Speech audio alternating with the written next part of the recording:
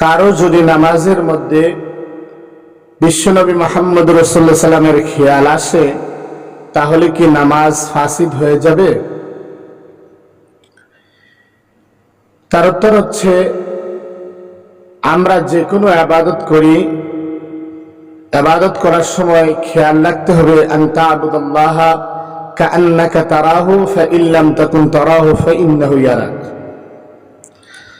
যে তুমি আল্লাহ রাব্বুল আলামিনের ইবাদত করো কাআন্নাকা তারাহু, যেমন তুমি তাকে দেখতেছো, ফাইন লাম তাকুন তারাহু ফাইন্নাহু ইয়ারাক।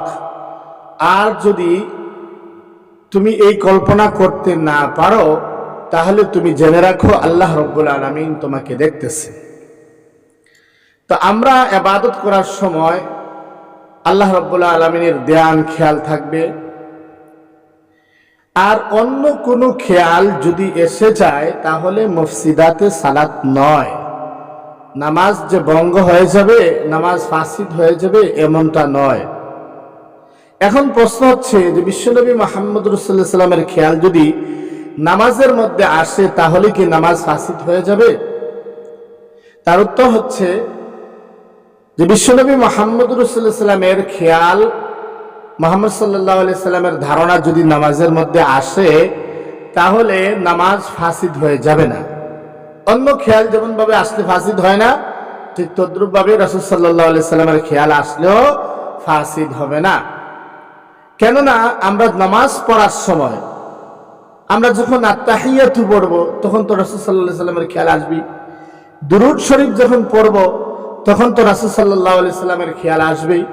অনেক সময় এরকম দেখা যায় যে আয়াতে কোরআনিয়া পড়তে গেলেও রাসূল সাল্লাল্লাহু আলাইহি ওয়াসাল্লামের শান আসছে, যেমন ওমা আরসালনাকা ইল্লা রাহমাতাল লিল আলামিন। তো এই সমস্ত আয়াতগুলো পড়তে গেলেও রাসূল সাল্লাল্লাহু আলাইহি ওয়াসাল্লামের ধ্যান খেয়াল এসে যায়। তাহলে রাসূল সাল্লাল্লাহু আলাইহি ওয়াসাল্লামের ধ্যান খেয়াল আসলে নামাজ ফাসিদ হবে না, নামাজ হয়ে যাবে।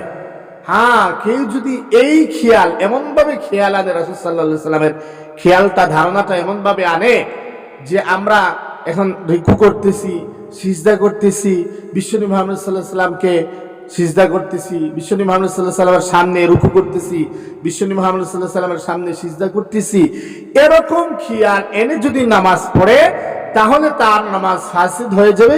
এমনকি শুধু ফাসিদ নয়, বরঞ্চ তার ঈমানও চলে যাওয়ার, কারণ শিরকের পর্যায়ে পৌঁছে যাবে। আর নামাজের মধ্যে এমন খেয়াল যদি আনে কেউ, তখন তার নামাজ ফাসিদ হয়ে যাবে। আর না হয় এভাবে স্বাভাবিকভাবে রাসূল সাল্লাল্লাহু আলাইহি ওয়াসাল্লামের খেয়াল যদি নামাজের মধ্যে আসে তাহলে নামাজ মুফসিদ হবে না, নামাজ ফাসিদ হবে না, বরঞ্চ আত্তাহিয়াতু পড়ার সময় এবং দুরূদ শরীফ পড়ার সময় ওই সমস্ত আয়াতে কোরআনী যে রাসূল সাল্লাল্লাহু আলাইহি ওয়াসাল্লামের শান বর্ণনা আছে, ওমা আরসালনাকা ইল্লা রাহমাতাল লিল আলামিন, এই সমস্ত আয়াতগুলো পড়ার সময় রাসূলের খেয়াল যদি আসে তাহলে নামাজ ফাসিদ হবে না। আল্লাহ রাব্বুল আলামিন আপনাকে আমাকে সবাইকে মাসআলা বুঝার মতো তৌফিক দান করুক। সকলে